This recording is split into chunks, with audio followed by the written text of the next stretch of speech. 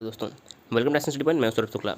दोस्तों, इस वीडियो में हम जो है बिहार अमीन का जो आपका एग्ज़ाम होने वाला है उसके लिए जो है प्रैक्टिस सेट देखने वाले हैं। इसके अलावा अगर आप बिहार एसआई की तैयारी कर रहे हैं, जो बिहार एसआई की प्री के एग्ज़ाम होने वाले हैं, इसके अलावा इन्फोर्समेंट सब इंस्पेक्टर का जो एग्ज़ाम होने वाला है, इन सभी एग्ज़ाम के लिए भी जो है ये सीरीज़ जो है मोस्ट इंपॉर्टेंट है। देखिए, इस वीडियो में हम पूरे 100 प्रश्न जो है देखने वाले हैं, 1 से लेकर 100 तक, जो कि आपके लिए मोस्ट इंपॉर्टेंट रहेगा। और जो है आप 100 में से कितने प्रश्न सही कर पाते हैं कमेंट करके हमें ज़रूर बताइएगा। आइए शुरू करते हैं आज का वीडियो। देखिए, पहला प्रश्न क्या है, अंतर्राज्यीय परिषद का पदेन अध्यक्ष कौन होता है। तो देखिए, जो अंतर्राष्ट्रीय राज्य परिषद होता है, इसके पदेन अध्यक्ष देश के प्रधानमंत्री होते हैं और इसका उल्लेख जो है आर्टिकल 263 में जो है किया गया। तो हमारा सही आंसर क्या हो जाएगा, ऑप्शन नंबर बी यहाँ पर हमारा करेक्ट हो जाएगा। इसके अलावा जो नीति आयोग होता है, नीति आयोग के भी अध्यक्ष देश के प्रधानमंत्री ही होते हैं, तो ये भी पॉइंट आपको याद रखना है। दूसरा प्रश्न है, निम्नलिखित में से कौन सा संविधान के मूल अधिकारों का अंश नहीं है।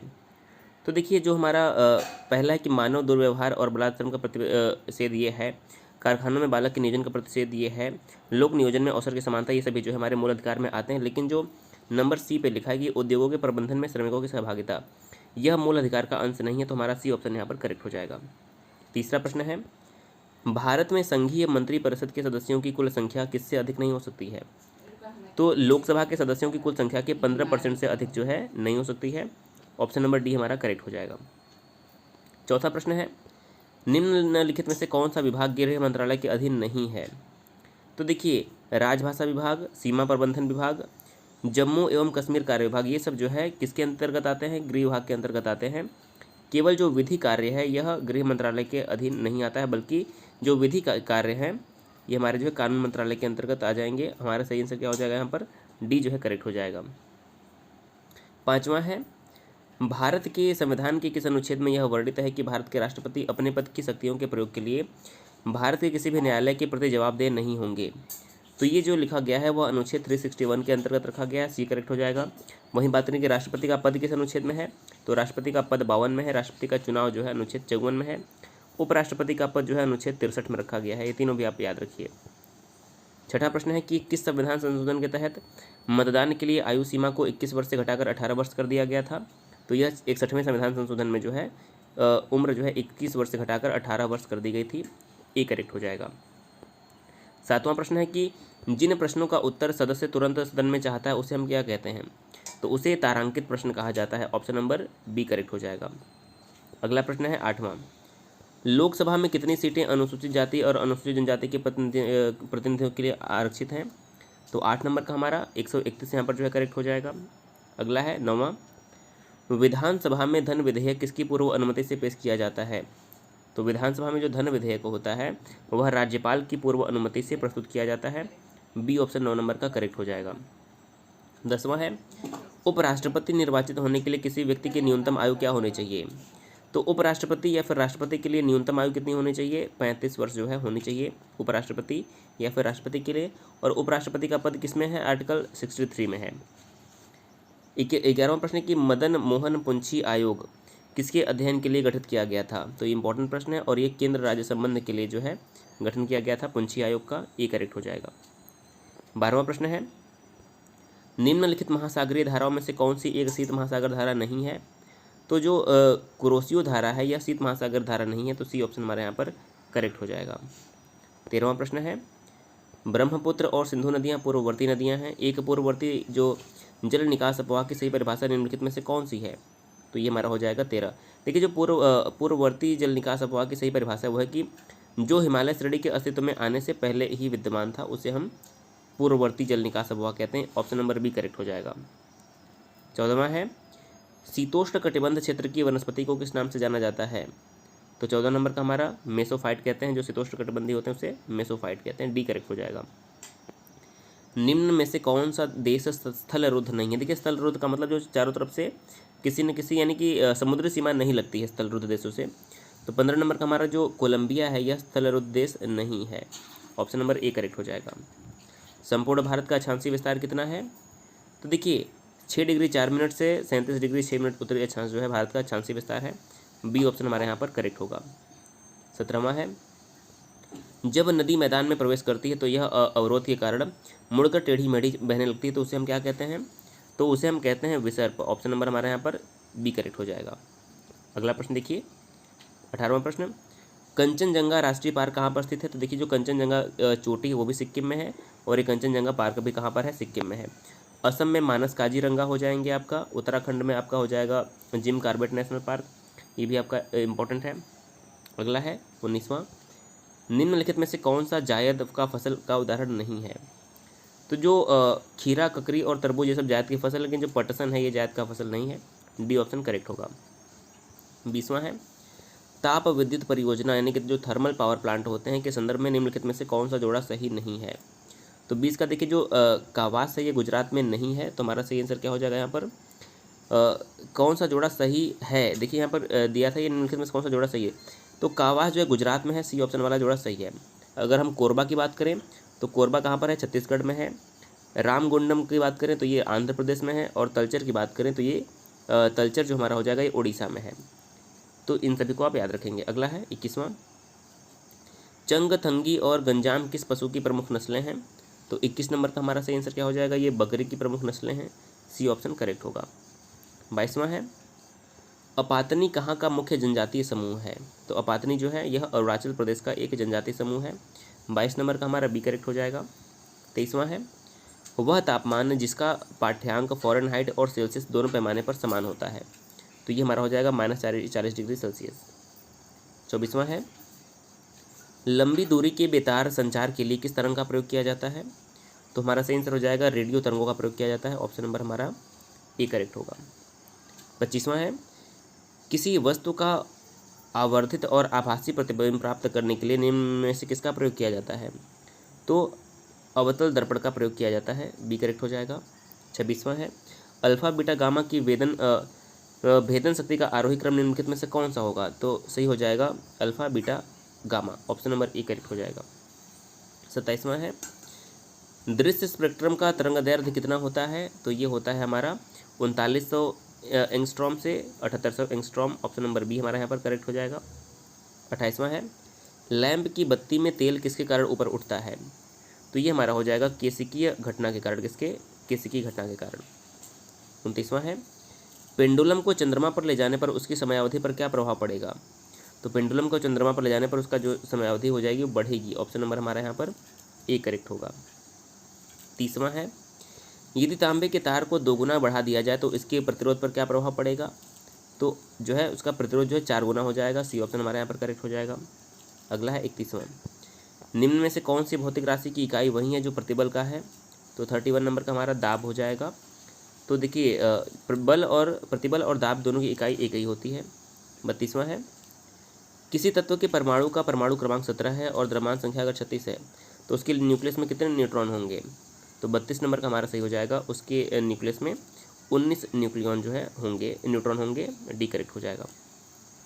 33वां है, निम्नलिखित में से कौन सा कण बच जाता है जब हाइड्रोजन परमाणु अपने इलेक्ट्रॉन को खो देता है? तो ये हमारा हो जाएगा एक प्रोटॉन जो है बच जाता है, सी ऑप्शन हमारा करेक्ट हो जाएगा।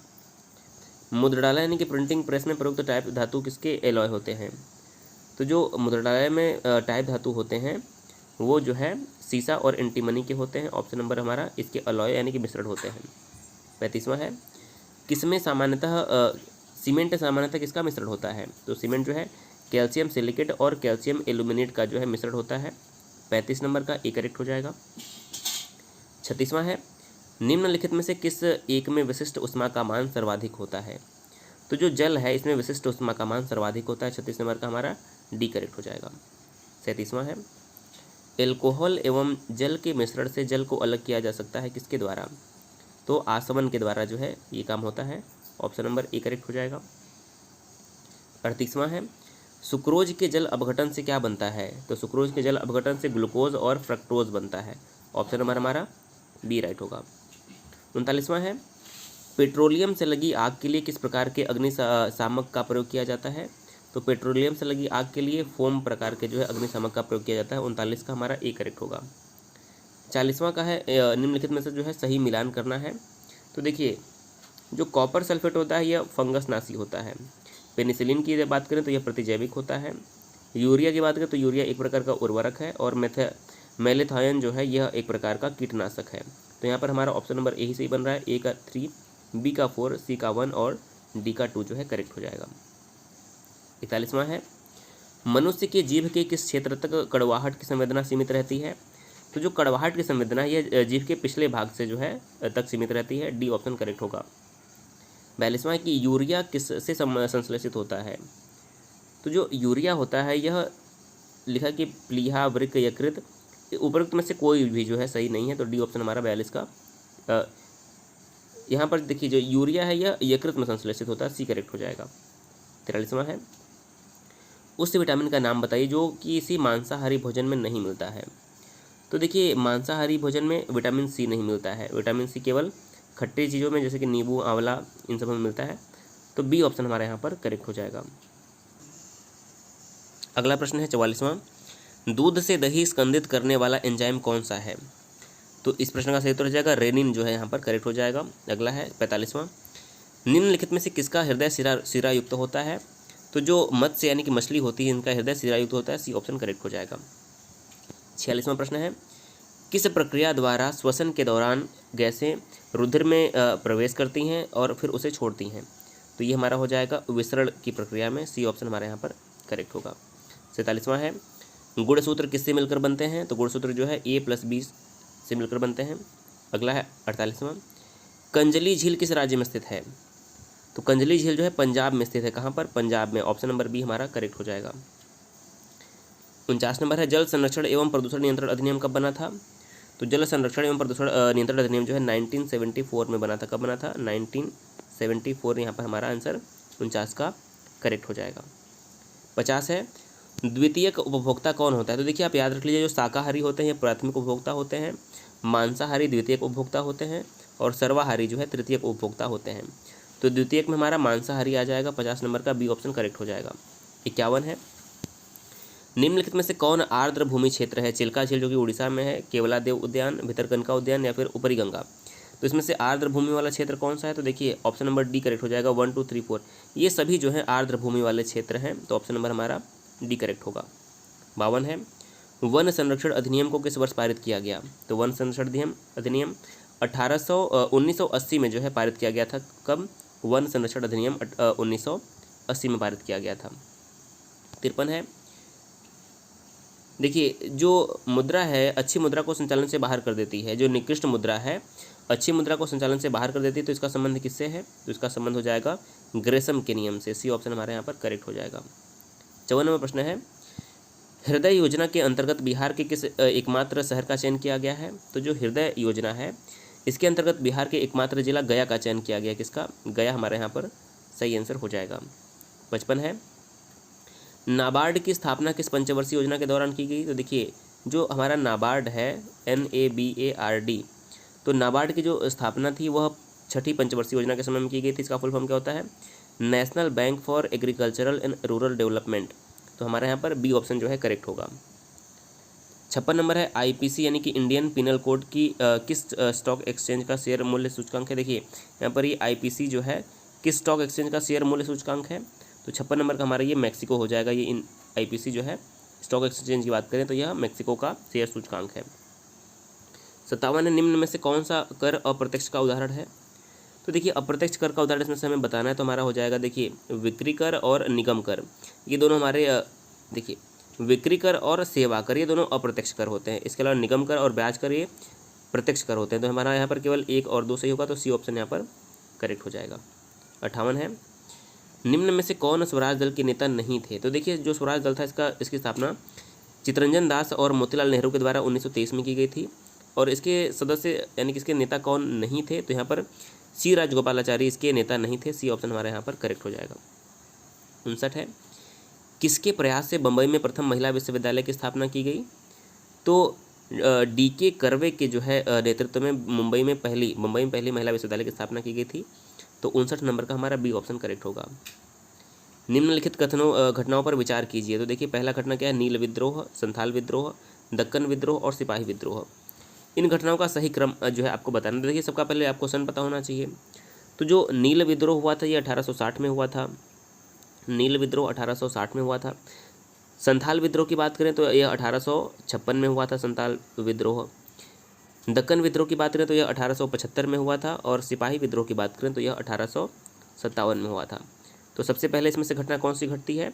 1856 यानी कि संथाल विद्रोह इसमें सबसे पहले आ जाएगा, यानी कि नंबर आपका 2 सबसे पहले। उसके बाद हमारा आएगा 1857 यानी कि सिपाही विद्रोह नंबर 4। उसके बाद आएगा 1860 नील विद्रोह यानी कि नंबर 1, और अंत में आएगा 1875 दक्कन विद्रोह यानी कि नंबर 3। तो 2 4 1 3 जो है सही क्रम होना चाहिए, 2 4 1 3। तो 2 4 1 3 यानी कि ऑप्शन नंबर हमारे यहाँ पर 60 का जो है डी करेक्ट हो जाएगा। 61 है, औरंगजेब की 1707 में मृत्यु के बाद मुगल सत्ता किसने संभाली थी? तो देखिए 1707 में जो है औरंगजेब की मृत्यु हो गई और उसके बाद सत्ता संभाली थी बहादुर शाह प्रथम ने। 61 का डी करेक्ट हो जाएगा। 62 नंबर प्रश्न है, एक खुली प्रतियोगितात्मक परीक्षा के माध्यम से इंडियन सिविल सर्विस में भारतीयों के लिए प्रवेश को निम्नलिखित में से किसने संभव बनाया? तो 62 नंबर का सही हो जाएगा, लॉर्ड डलहौजी ने बनाया। तो सी ऑप्शन हमारे यहाँ पर जो है करेक्ट हो जाएगा। अगला प्रश्न है 63 नंबर, बिना दुर्ग के एकमात्र सिंधु नगर कौन सा था? तो बिना दुर्ग के जो एकमात्र सिंधु नगर था वो था चन्हुदड़ो। ऑप्शन नंबर हमारे यहाँ पर डी करेक्ट हो जाएगा। बात करें कालीबंगा की तो ये घग्गर नदी के तट पर स्थित था। हड़प्पा की बात करें तो यह रावी नदी के तट पर स्थित था। और मोहनजोदड़ो की बात करें तो यह सिंधु नदी के तट पर था। 64 नंबर प्रश्न है कि निम्न में से कौन सी रचना राजशेखर की नहीं है?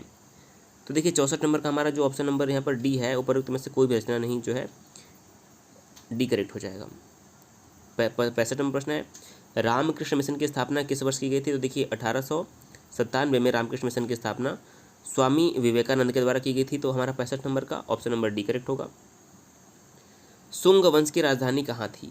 तो 66 नंबर में हमारा जो सुंग वंश की राजधानी थी वो विदिशा हो जाएगी। Option number B. सुंग वंश की स्थापना किसने की थी? तो पुष्यमित्र सुंग ने की थी। 67 नंबर प्रश्न है, गांधी जी ने किस अधिवेशन में कहा था कि गांधी मर सकता है परंतु गांधीवाद नहीं? तो 67 में हमारा हो जाएगा कराची अधिवेशन में जो है महात्मा गांधी ने ये बात कही थी। सी ऑप्शन करेक्ट हो जाएगा। 68 है, अखिल भारतीय किसान सभा की स्थापना किस वर्ष की गई? तो अखिल भारतीय किसान सभा की स्थापना 1836 में की थी और स्वामी सहजानंद शास्त्री जो है इसके प्रथम अध्यक्ष बने थे। सी करेक्ट हो जाएगा। निम्न प्रश्नों का सही मिलान करना है आपको। तो देखिए 69 में हमारा सही मिलान क्या हो जाएगा यहाँ पर? तो देखिए जो ईस्ट इंडियन एसोसिएशन था यह 1866 में बना था। मद्रास महाजन सभा की बात करें तो यह 1884 में बना था। उत्तर प्रदेश किसान सभा की बात करें तो यह 1918 में बना था। और इंडियन सोसाइटी की बात करें तो यह 1872 में बना था। तो 69 का नंबर हमारा जो है ऑप्शन नंबर बी करेक्ट हो जाएगा। ए का 4, बी का 3, सी का 1 और डी का 2 जो है करेक्ट हो जाएगा। 70 नंबर है, अकबर ने किसे कविप्रिय की उपाधि दी थी? तो देखिए अकबर ने जो है बीरबल को कविप्रिय और राजा की उपाधि दी थी। तो दोनों आप याद रखिए, बीरबल को राजा और कविप्रिय की उपाधि दी थी। और बीरबल का अगर वास्तविक नाम बात करें तो महेशदास नाम था। 71 नंबर प्रश्न है, 2020 में जारी हरित पथ मोबाइल ऐप का उद्देश्य क्या था? तो इस प्रश्न का सही उत्तर हो जाएगा, इसका उद्देश्य कि राष्ट्रीय राजमार्गों के किनारे वृक्षारोपण करना। ऑप्शन नंबर बी यहाँ पर सही हो जाएगा। 72 नंबर प्रश्न है, भारत के किस राज्य में हाल ही में मुख्यमंत्री और स्वरोजगार योजना की शुरुआत की गई है? तो ये किया गया है उत्तराखंड में। ऑप्शन नंबर सी करेक्ट हो जाएगा। उत्तराखंड की राजधानी क्या है? देहरादून। और यहाँ की जो ग्रीष्मकालीन राजधानी बनाई गई है वो बनाई गई है गैरसेंण। इसका भी नाम जो है आपके लिए इंपॉर्टेंट है। 73 नंबर है, संयुक्त राष्ट्र के प्रतिष्ठित सासाकावा पुरस्कार 2019 को जो है किसे दिया गया है? तो ये दिया गया है पीके मिश्रा को। ऑप्शन नंबर हमारे यहाँ पर 73 का ए करेक्ट हो जाएगा। अगला है 74, भारत और किस देश के बीच द्विपक्षीय सैन्य अभ्यास जिमैक्स 2020 संपन्न हुआ? तो ये हुआ था भारत और जापान के मध्य। ऑप्शन नंबर बी करेक्ट हो जाएगा। 75 नंबर है, कोविड-19 को महामारी घोषित करने वाला देश का पहला राज्य कौन सा था? तो ये हमारा था हरियाणा। कोविड-19 को महामारी घोषित करने वाला देश का पहला राज्य जो है हरियाणा था। अगला है 76, किस राज्य के जो है डल्ले खुर्सानी मिर्च को हाल ही में जीआई टैग प्रदान किया गया है? तो ये दिया गया है सिक्किम की मिर्च को जो है जीआई टैग दिया गया है। सबसे ऑप्शन नंबर सी करेक्ट हो जाएगा। जीआई टैग की बात करें तो दार्जिलिंग की चाय को जो सबसे पहले जीआई टैग जो है दिया गया था। अगला है 77, बॉलीवुड की प्रसिद्ध किस कॉस्ट्यूम डिज़ाइनर का जो है अक्टूबर 2020 में निधन हो गया?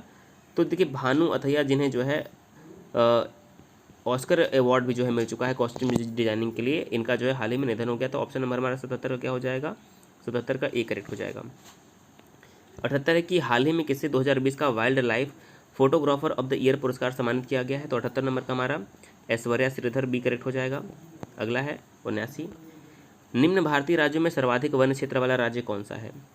तो सर्वाधिक वन क्षेत्र वाला जो राज्य हमारा हो जाएगा वो हो जाएगा मध्य प्रदेश। ऑप्शन नंबर हमारा ए करेक्ट होगा। 80 है, ऑस्ट्रेलियन ओपन 2020 के पुरुष एकल के विजेता कौन है? तो ये हो जाएंगे Novak Djokovic. Option number A correct हो जाएगा। 81 की हाल ही में चर्चा में रहा सूर्यधार झील किस राज्य में है? तो जो सूर्यधार झील है ये हमारा उत्तराखंड में है। सी ऑप्शन करेक्ट होगा। 82वां क्वेश्चन है, हाल ही में चर्चा में रहा पन्ना टाइगर रिजर्व किस राज्य में? देखिए पन्ना का नाम सुनते ही जो है आपको मध्य प्रदेश का नाम याद होना चाहिए। जो पन्ना टाइगर रिजर्व है ये कहाँ पर है? मध्य प्रदेश में है। 83 है, नासा ने चंद्रमा पर पहला सेल्यूलर नेटवर्क स्थापित करने के लिए किस कंपनी को चुना है? तो नासा ने जो है नोकिया कंपनी को चुना है सेल्यूलर नेटवर्क स्थापित करने के लिए। ए करेक्ट हो जाएगा। अगला है 84, 2 अक्टूबर को गांधी जयंती के अवसर पर भारत ने किस देश के स्वास्थ्य और शिक्षा से जुड़े संगठन को 41 एम्बुलेंस और 6 स्कूल बसें दान में दी हैं? तो ये हमारा हो जाएगा नेपाल को। ऑप्शन नंबर हमारा ए करेक्ट हो जाएगा। 85 है, विश्व आर्थिक मंच का 50वां वार्षिक शिखर सम्मेलन 2020 का आयोजन कहाँ पर किया गया? तो ये किया गया था स्विट्जरलैंड में। ए करेक्ट हो जाएगा। 86 है, बिहार विधानसभा में अनुसूचित जनजाति के लिए आरक्षित सीटों की संख्या कितनी है? तो ये हमारा हो जाएगा 2। 87 नंबर प्रश्न कि हाल ही में प्रधानमंत्री नरेंद्र मोदी ने रोपैक्स टर्मिनल और रोपैक्स सेवा का उद्घाटन किस राज्य में शुरू किया है? तो ये शुरू किया है गुजरात में। ऑप्शन नंबर बी करेक्ट हो जाएगा। 88 है, हाल ही में आइवरी कोस्ट के नए प्रधानमंत्री कौन बने हैं? तो ये 88 का Hamid Bakayoko. Option number B correct हो जाएगा। विश्व दुग्ध दिवस कब मनाया जाता है? तो देखिए जो वर्ल्ड मिल्क डे है ये मनाया जाता है 1 जून को। ऑप्शन नंबर हमारा बी 1 जून करेक्ट हो जाएगा। 90 नंबर है, मानव पूंजी सूचकांक 2020 में कौन सा देश शीर्ष स्थान पर रहा? तो 90 नंबर का हमारा सिंगापुर जो है सी करेक्ट हो जाएगा। अगला है 91, अ प्रॉमिस्ड लैंड नामक पुस्तक के लेखक कौन है? तो 91 नंबर का हमारा बी बराक ओबामा जो है राइट आंसर हो जाएंगे। 92 है, भारत के 11वें मुख्य सूचना आयुक्त कौन नियुक्त हुए हैं? तो 92 का यशवर्धन सिन्हा जो है करेक्ट हो जाएंगे। अगला है, निम्नलिखित में से किसका मिलान सही नहीं है? 93 नंबर का जो है एक तरफ राज्य है एक तरफ राज्यपाल। देखिए इसमें कुछ राज्यों के राज्यपाल में परिवर्तन भी किया गया है। तो सिक्किम के गंगा प्रसाद सही है, मेघालय के सत्यपाल मलिक, नागालैंड के आर एन रवि, त्रिपुरा की नजमा हेपतुल्ला। इसमें से कौन सा मिलान सही नहीं है? तो ये हमारा त्रिपुरा जो है करेक्ट हो जाएगा।